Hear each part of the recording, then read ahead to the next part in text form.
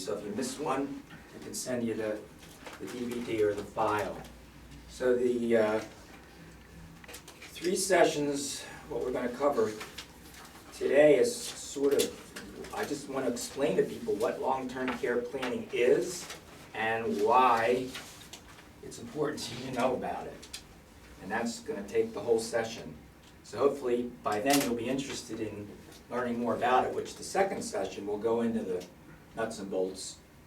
And the third session is, okay, now that you think you're interested in this and you learned a little bit about it, how are you going to use it? How are you going to implement it in your practice? So that's sort of what we're doing here. So, how many people here have too much business? You have too much business? You're the wrong kind of business or the right kind of business? A little bit of both. That's Well, are you interested in more business or not? more of the good stuff, yeah. Okay, all right. Most of the people, everybody's, it's like being too rich or too thin, right?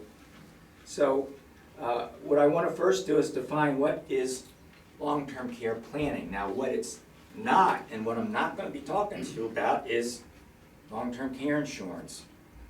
Long-term care insurance does fit into overall planning, but primarily that's not what I do. That's what you guys might do. And you probably know better than I do how to implement long-term care insurance in your practices, but from the people that I see, it's a very small percentage of the population either can get it, or want it, or can afford it, or want to pay for it. So we have solutions that don't involve long-term care insurance. So long-term care planning, I like to explain the difference between estate planning and long-term care planning. Everybody here is familiar with estate planning, I'm sure, right? So the people that are interested in estate planning, primarily, they're motivated by what usually? Tax reduction. Right, taxes. And actually, in your handout, I'm going to sort of roughly follow this one, the unlaminated sheet is what I'm going to follow here right now. So they're motivated by taxes or probate. All right, well, I don't know how long you all have been, I know some of you have been doing this longer than I have in this kind of business. When I started doing my estate planning business, the estate tax exclusion was $600,000. Yes, should I say it's a big no, is that million? No, thousand. $600,000. How about 60? Was 60 when you, okay. Wow. When it was $600,000. Yeah? Tom bought a life insurance policy on himself. That's number 7. That's Tom over there. Mike, what's your bar number? Oh, you came in I after don't even me, know. maybe. I have 997, I have a Yeah. 3-digit. I can match you. Okay, so. It's like the license plates, the little digit license Yeah. plates. But I don't think I could sell it to anybody, I don't think to do that. So, when it was $600,000, the market was pretty big for that kind of planning. Now we got 5 million plus, 5,100,000. So how many people are really motivated by federal estate tax planning now? Oh, It's like nothing. How many people do you see that have estates over $5 million? Or just, let's say, what percent of the people in Newcastle County have an estate over $5 million? Less than 1. Less than 1% for sure. It's probably less than 0.5. So, estate planning, that's what motivates people. People were motivated by tax planning. That's what I saw. So that really concerned what happens when you die. It's death planning. So estate planning is death planning. Long-term care planning is what happens if you don't die. And what are you worried about? You're worried about the cost of long-term care. So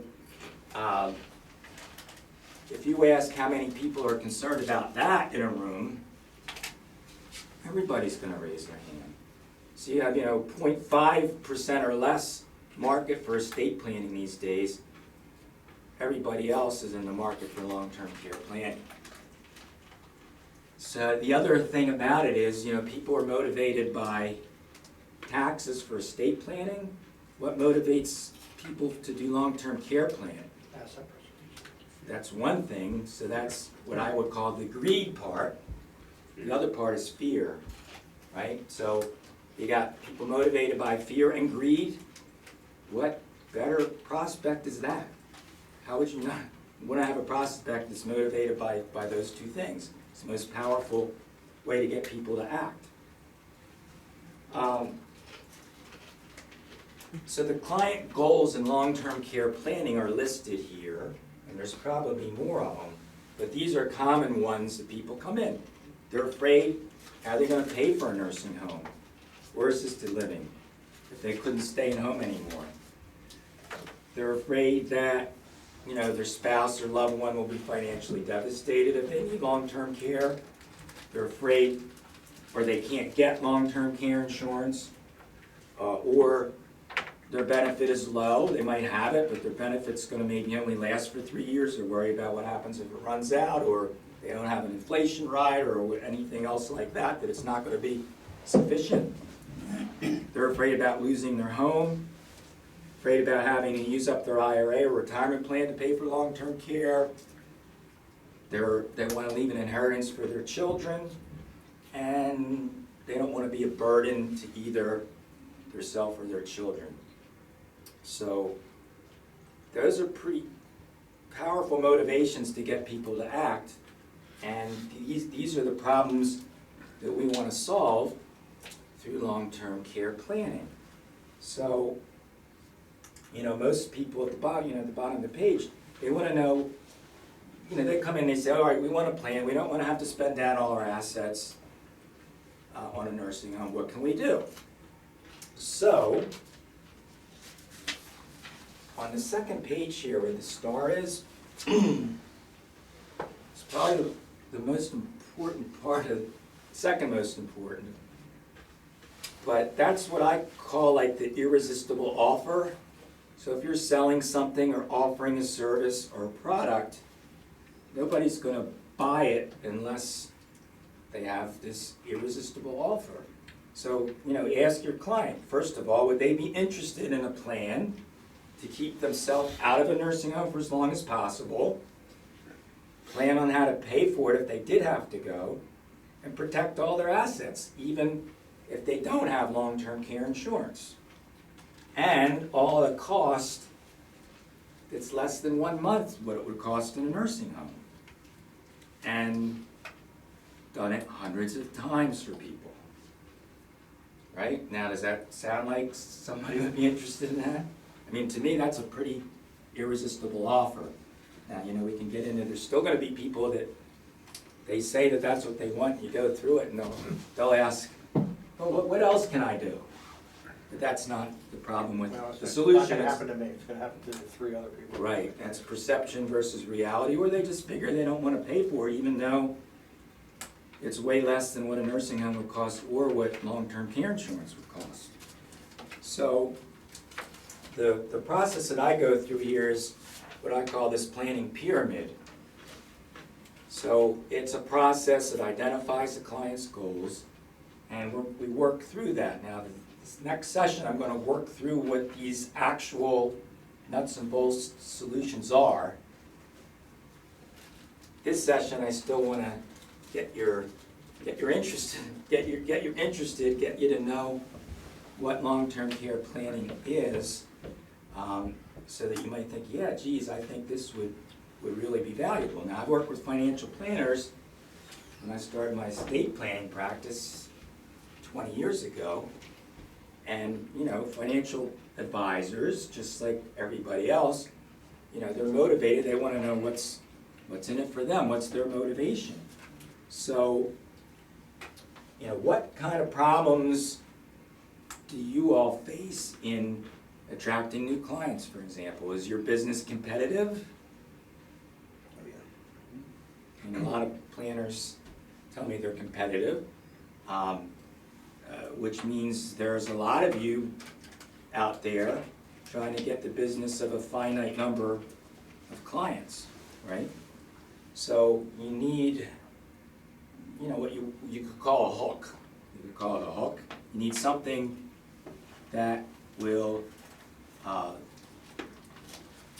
interest these prospects. The other thing I've got is this niche, and I'm not a financial planner. I've worked with financial planners for a long time. I'm an attorney, but really what I do is I market legal services. So when you market a service or a product, there are certain things that are universal to whatever you're doing. It's not just like, well, you can say, well, I don't know the financial planning business. How could I advise you guys on what you might want to do or how to increase your business? Well, it's any business. So what I've done in my practice that really has grown my practice is really created a niche. When I started my legal career, I was a general practitioner because I thought, well, the more things that I do, the more clients I'm going to get. So general practice, did all kinds of stuff. And then finally I became more interested in estate planning. I had done it, but not on a large scale. So then I found, well, geez, I narrowed the practice. It didn't make me get less clients. I got more clients. And when I start developing into the long-term care practice, which is in a smaller niche, the more clients. The business has increased 20% every year, especially since I've started doing the long-term care planning. So the little handout talks about identifying this niche, but it's pretty simple. I mean, it's a test that you can look at any you look at a prospect. So number one, is my prospect experiencing pain? All right. So either urgency, irrational, whatever. Okay. Again, in long-term care planning, that's pretty much motivates all my clients. Is that sort of that pain or that fear? Second is your prospect actively seeking solutions to those problems? Third, does my prospect have few or no perceived options? One of the biggest problems in this area that you all need to know, and we'll talk about this more specifically when we get to the nuts and bolts, the thing you never want to tell your client is, when you talk about long-term care solutions, is, well, if you can't get long-term care insurance, there's nothing you can do. Or it's too late because we have a 5-year look back, there's nothing that you can do. That is totally wrong. We'll talk more specifically about how wrong that is. But you don't want to do that, because if you tell your client there's nothing they can do, I've had that many times where clients come to me, I talked to my attorney or my advisor, and 2 years ago, and they told me there's nothing I could do. So well, unfortunately, you spent like $250,000 on your wife in the nursing home the last 2 years. You wouldn't have had to do that if you did the planning. We could have done it then. That's a big, giant thing that you need to know, and we'll tell you how to look for that and how to use that. But point is, they always have options, and I'd say almost 100% of the people, when they come in, especially for the long-term care planning versus what we call crisis planning, they don't have any idea even what I'm going to talk about until I bring it up, meaning we'll go through their basic estate planning, because they're saying, oh yeah, we need to update our wills, things like that. And I might say something like, by the way, we've done all this nice planning for when you die, but this isn't going to help you if you have to go to nursing home. This is not going to protect any assets. Did you know that? No. Would you like to see, and then we proceed from there. So there's always options. And the final thing is, there's plenty of people out there that are looking for these kind of solutions. I haven't done any pure market research, but just from what we do, it's a lot of people. So, as far as this niche goes, I just want to mention, I talk to, planners, and you'll have a lunch, and, oh yeah, our target clients are, young couples with $3 million and up, or young professionals with that's all we're gonna do. All right, well, great, if that's all you're gonna do, you don't really Good luck need with that. to listen to me, but like you say, good luck with it. I mean, there's not that many people out there, and if they're telling me that, so I want to go to this laminated sheet because that is the crux of what I want to get you all to realize, and I'm sure you probably realize this. But again, as I have gone through this in marketing to clients, but also marketing to people like you, because naturally what I want to do is create relationships with you and offer you certain things, but I also realize that you're not going to be motivated to have any relationship until you know what's in it for you. We call that WIFMs, what's in it for me. And so I'm starting from that part, because people are going to say, well, why would I want to do this? Yeah, well, you know, what's in it for me? So the first one is probably, I think, the most important one, and that has to do with the niche that we just talked about. It has to do with the competition. It has to do with the hook, if you will. It's differentiation, right? If if I were to go into, we'll say Merrill Lynch because nobody's here from Merrill Lynch. If I talk to 10 planners or brokers there, it probably pretty much would be telling me the same stuff. They would say, they would assess, they would look at my assets, they would assess my, my risk assessment, and then they would, well, you need to diversify, you do all that. It's the same, everybody's the same. It's really like a commodity, and of course, sure, you're all coming up with, the problem of Fidelity and Vanguard and Ameritrade and E-Trade, and people can just as easily go on those sites and those things and use index funds. So you need to show what kind of value you're giving that potential client, and it might not necessarily just be, recommending what mutual fund they should be in, but you want to, they're coming in, most people think when they go to a financial planner that that planner's going to talk about a whole lot of stuff, not just what products they're going to buy. And unfortunately, a lot of planners focus on the products, and they give lip service, say, to the estate planning part. Like, oh, here's what you need to do this, but that's not really what they're doing. So if you have the discussion with your client about this long-term care, they're all concerned about it. I don't even care if they have $4 million. They are concerned about it because we have clients that you're going to do different kind of planning for somebody with $4 million. But the thing is, you still have something different to talk about with that $4 million people that another planner would never even bring up. Everybody is curious about it. Very few people know what their options are, and that's the biggest thing I want to convey to you, especially in the next session, specifically what those options are, because most planners are not having these discussions with their clients. So if you want to be different, this is the way to do it. The second thing is retain assets under management. It's hard enough for you all to get the person to be your client and to get the money under management, right? So once you get it, then what it is, you got to be able to keep it there, right? It's one thing to get the assets under management, but you don't want the money going out the door.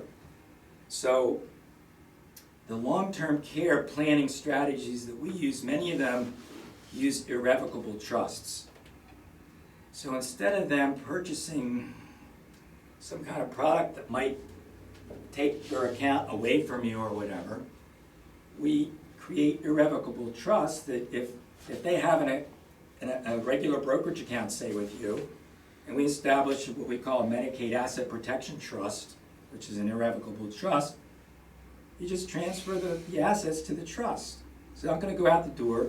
They're not going to buy some, get talked into some annuity from somebody that's gonna cause that account to be liquidated.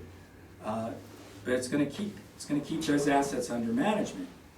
The other thing is, if we're planning for long-term care and they're facing long-term care costs and have to spend all their money down, well, same thing. Your assets under management are gonna go down, whereas if you can help them protect their money, naturally it helps them, but it's also gonna help you to retain those assets. Third thing, this third-party credibility, that was the same if, why would a planner want to work with an estate planning attorney, for example? Again, you're presenting certain plans to your clients. And if it's, an estate plan or what we would call a long-term care plan, then when I work with advisors, we work together. So if an advisor makes a referral, we talk about what kind of planning have they talked about, what have they recommended, so that if you recommended a certain strategy to a client, you don't want me telling them, why do you want to do that, right? I mean, that's the number one problem that advisors have with attorneys. Attorneys are known as deal killers. So we don't want to have that miscommunication, but not only don't want to have the miscommunication, we want to take advantage of, again, that third-party credibility. If you have a certain proposed plan, I talk to them about the long-term care planning or even their estate planning documents. For that matter, it's going to coordinate with whatever you've recommended to them already. So that's important. Number 4 is this trusted advisor status. That is really important, and I'm sure those of you who've been doing this longer have developed close relationships to a lot of your clients. Well, the people that are maybe younger, it takes time to do that, but you can also accelerate that process. Again, once they perceive what you can do for them and they know that you're looking out for them and not just trying to sell them a certain product or a certain fund again or something like that, then again you're gonna get that reputation to be a trusted advisor, which brings us in to number 5 is more referrals. A referral from an existing client, I'm sure most of you know, is the most valuable referral you can get. So I don't know how your practices are, but the greatest source of my referrals are existing clients. And you want to have happy existing clients. And number 6 on the back here, the happier your clients are, the more they're going to be likely to tell their friends. And they will. You might not think about it, but if they perceive that you're looking out at everything for them, they're going to be way more likely to refer. I've seen it in my practice, especially since I've been doing the long-term care planning. When I did the estate planning, yeah, we got referrals, but it just wasn't to the intensity or level than it is with the long-term care planning. For some reason, the long-term care planning resonates more with people. It's more personal because it's about them. It's about when they're alive. A lot of people, they'll come in. A lot of times when I'm doing estate planning for clients, they'll say, "Oh, I don't care, I'll be dead. What do I, It's sort of that attitude. Well, again, this is different. It's a whole different relationship. 7, of course, increase income. If you integrate this, the bottom line is I guarantee that it will increase your income just based on all these other things. Now, number 8, sale of other products. That is a reason. So, for example, what if we have that $2 million client, for example? Well, we would plan for them differently we do than somebody with $500,000 of assets. So that's where we could get into either long-term care insurance or the related insurance products that can take care of long-term care planning. So I don't want you to get the impression saying, "Oh no, we never use long-term care insurance." No, we do, and there's going to be a segment of the people that you see that it's going to fit for, And you know, it's a pretty tough sell to begin with, but again, if you integrate all these other aspects into it, it's gonna make sense to them. They'll look at it and say, well, that's a no-brainer, that fits. So, you know, I put this in to say all the other products.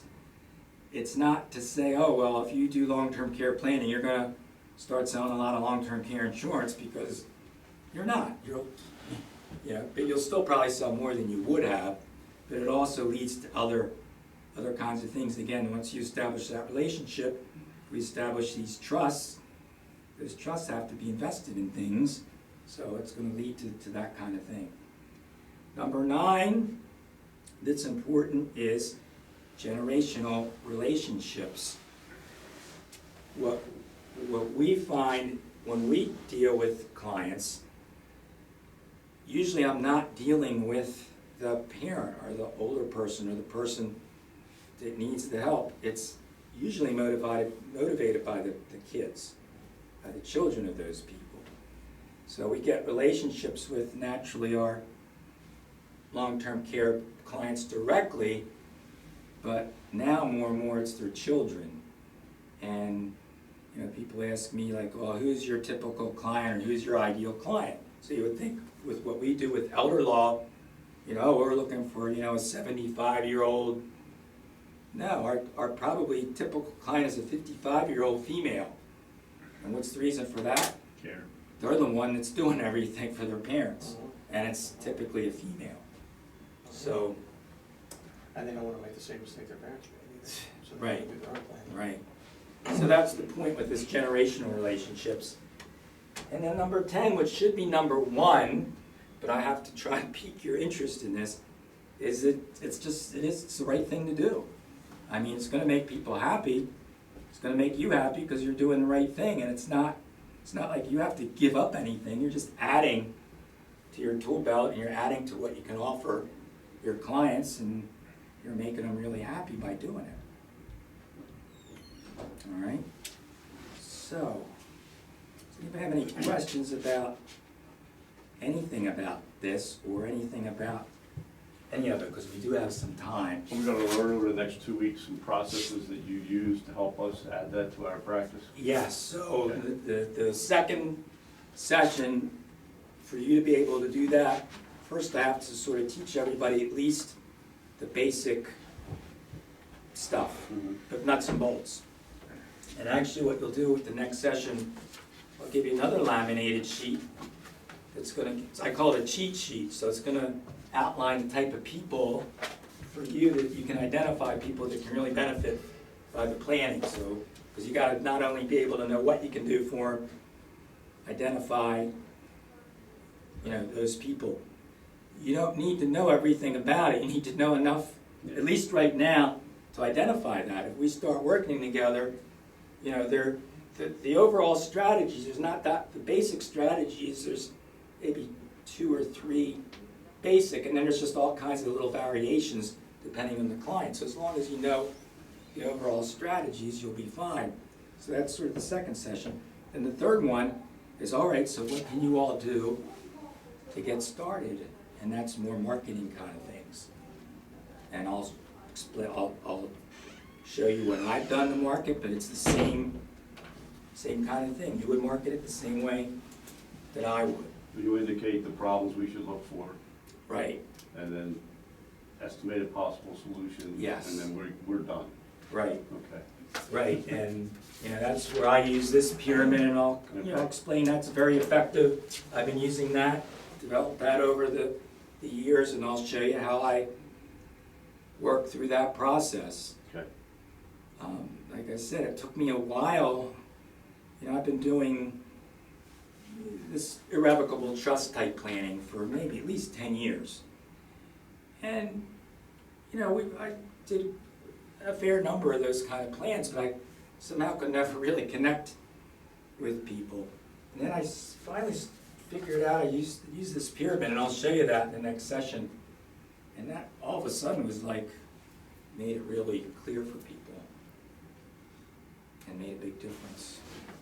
So we'll talk about that. I'm actually writing a small book about that pyramid that'll, hopefully in a couple of months, that'll be done.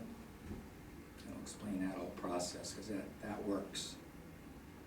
Yes, You said that your target market is not necessarily older people, but they're kids, like it's a woman 55. Now, is this planning for someone that needs the care like tomorrow? Like someone that needs elder care right now, or is it? what, in our practice here, we have two types of cases. We call them crisis cases and long-term care cases. The crisis is maybe 70 or 80% of our clients, because that's when people are really not paying, right? They have no choice at that time. So those people, again, the actual clients, you're talking people 90 years old in a nursing home. Again, typically, that's not the person we're dealing with. We're dealing with their kids. So for, I guess, marketing purposes, marketing to that 55, not for themselves, but for their parents. So and we're gonna explain to you those techniques that we use, because those are pretty simple once you understand what we can do for those people. Because we can do a lot for a married couple in crisis. We can save every penny they have and get somebody qualified for Medicaid. We'll show you how we do that, and that's pretty powerful. So some of the long-term care planning we're gonna talk about is some Medicaid planning too. Yes. Some half-life planning, that kind of stuff. Exactly, Okay. exactly. Because that's what we would do in a crisis case. But what I think the bigger market for you all is the long-term care planning market. That's a bigger segment. I mean, how many people do you have in crisis at any one particular time? How many people do you want to plan? Because if you have a client that's in a crisis and you do a half loaf, what we call a half loaf plan, where we're saving half their assets, well, that's okay. That helps you. But wouldn't it have been better to plan ahead and have a whole loaf? So we want to try to get people to plan ahead, but it's valuable also to your clients, especially in those spousal situations where instead of that client being told by, say, Medicaid that they got to spend everything they have down to $2,000, well, you don't. You can preserve your whole account. So, we'll talk about that, because you need to know, but that's not like, you can't really market that to your people like you can market the long-term care planning. But we'll talk about both. I have some clients that are just uninsurable for long-term care insurance, and they would be a perfect candidate, I think, if, other alternative investments. Right, are and appropriate. we'll talk about the candidates for long-term care planning. Naturally, there's a lot of factors involved. What's the size of their estate, but not so much the size. What type of stuff do they have? What type of assets? It's liquid, not liquid, having unqualified plans, and there's solutions for all of those that we'll talk about. So the size doesn't matter, it's how you use it. Yeah, because I thought, you got that on tape? Nice. You can't see his face. No giggle. Okay. But I thought, again, a certain market. You get to a certain level of assets, and once they're over that, because we talk a lot about Medicaid planning, because it all has to do with that, but there's a lot of people, they don't want to talk about Medicaid planning. Right. So that's even a bigger market that we'll talk about. But again, once somebody gets over a certain amount of assets, they're not a Medicaid candidate, even though we could probably get them qualified. You could get Bill Gates qualified, technically, but in reality, that's not how you would want to do it. That's more of a financial planning problem. And, we'll talk about, what we do for those people. The bottom line of it is, I always thought, once they're over $1 million or 1.5, they're not going to be too much interested in these irrevocable trusts. But you have people that say they own a beach house that's been in the family for years. They want to make sure that no matter what happens, that's protected. It's a perfect thing to put in one of these irrevocable trusts we're going to talk about. Or they got rental properties. So they wanna keep, we can put the rental property in one of these trusts, they retain the right to the income from it, to the rentals. And it protects the real estate, it doesn't force it to get sold if they have to go to a nursing home. I got people with family farms, they've inherited, stuff like that. So, point is, I was surprised when I did have people that did have $3 or $4 million worth of assets. You know, I said, well, look, I need to talk to you about this kind of stuff, you know, and, you know, they said, well, no, why wouldn't we do that? So you'd be surprised. Are you limited to Delaware? I would say yes. The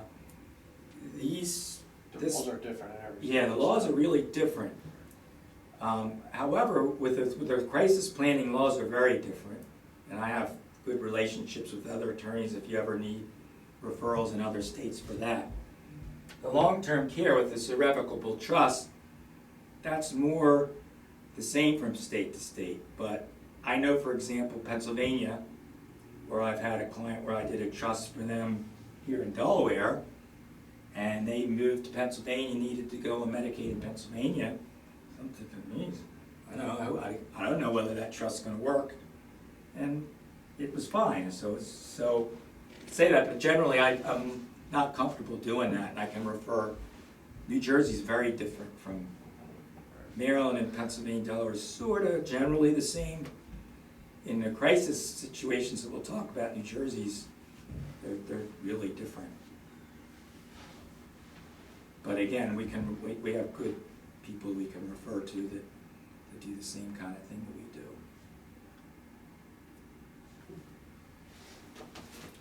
do. Anything else? I'm not gonna be here next week, I'm gonna be in Mexico, but. Next. But there's a new product out that, I just wanna say, that it's a medically underwritten SPIA, so when you get into that crisis plan, if you have somebody already in, it's underwritten from 70 to age 100, and they're already needing services, you can buy that medically underwritten SPIA, so they might need, say, $6,000 a month to cover the nursing home. They might be able to buy that for $180,000 lump sum, Instead of having that long burden, so it's there's only 2 companies in the country that have Is it. that One America? One America's one of them, and American General. And what? American General. Yeah, so we can talk about that, and I'm gonna talk about next, in the crisis planning, we use a Medicaid compliance SPIA a lot for that crisis planning. Okay. ALCO, yes. All right, any other? It's next Wednesday. Next Wednesday, we'll get really more into some substance. I just wanted to Good, thank you. pique your interest and. You did. Good, good. Thanks for lunch. You're welcome. It was good to see you again.